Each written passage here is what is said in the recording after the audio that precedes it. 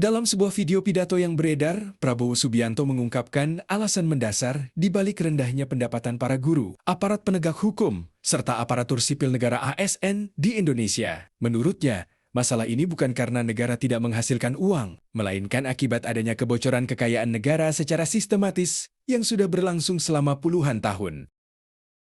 Prabowo menjelaskan bahwa berdasarkan ilmu dagang sederhana, Indonesia seharusnya menjadi negara yang sangat makmur dan bebas dari krisis ekonomi karena selalu mencatat surplus ekspor dibanding impor. Negara kita tidak pernah rugi. 1 tahun pun kita tidak pernah rugi. Ekspor kita selalu lebih daripada impor kita. Harusnya negara ini tidak pernah akan mengalami krisis ekonomi, tegas Prabowo. Prabowo menjelaskan bahwa berdasarkan ilmu dagang sederhana, Indonesia seharusnya menjadi negara yang sangat makmur dan bebas dari krisis ekonomi karena selalu mencatat surplus ekspor dibanding impor. Negara kita tidak pernah rugi. 1 tahun pun kita tidak pernah rugi. Ekspor kita selalu lebih daripada impor kita. Harusnya negara ini tidak pernah akan mengalami krisis ekonomi, tegas Prabowo.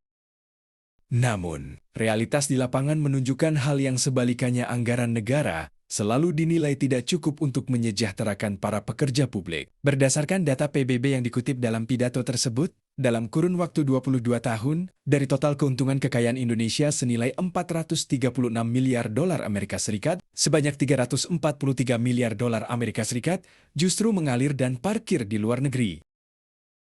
Berikut adalah skema penyalahgunaan yang dijelaskan dalam pidato tersebut. Mendirikan perusahaan di luar negeri. Banyak pengusaha nakal yang sengaja membangun perusahaan bayangan atau cangkang di luar negeri. Manipulasi nilai jual. Pengusaha menjual produk atau komoditas dari perusahaan mereka yang ada di dalam negeri ke perusahaan milik mereka sendiri yang berada di luar negeri. Harga di bawah pasar. Transaksi tersebut dilaporkan dengan harga yang jauh di bawah nilai aslinya, under invoicing, sehingga kewajiban pajak dan royalti yang masuk ke kas negara Indonesia menjadi sangat kecil. Melarikan keuntungan. Keuntungan besar yang sebenarnya hak milik negara akhirnya tersimpan aman di luar negeri dan tidak kembali ke tanah air.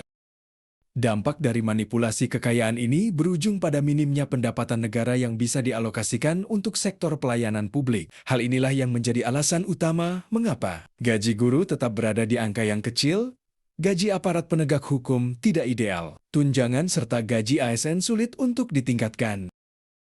Melalui pemaparan tersebut, Prabowo menekankan bahwa selama kebocoran anggaran akibat manipulasi perdagangan ini tidak dihentikan, maka narasi anggaran tidak cukup akan selalu terus berulang, dan kesejahteraan para pahlawan tanpa tanda jasa, serta aparat negara akan sulit terrealisasi sepenuhnya.